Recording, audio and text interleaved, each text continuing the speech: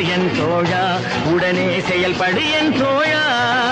நான் ஏன் பிறந்தேன், நாட்டுக்கு நலம் என்ன புரிந்தேன் என்று நாளும் பொழுதும் வாழும் வரையில் நினைத்திடு என் தோழா. நினைத்து செயல்படு என் தோழா, உடனே செயல்படு என் தோழா.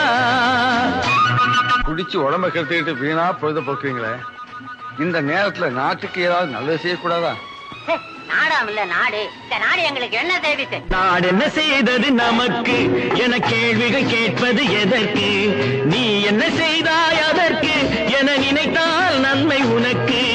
நாடு என்ன செய்தது நமக்கு என கேள்விகள் கேட்பது எதற்கு?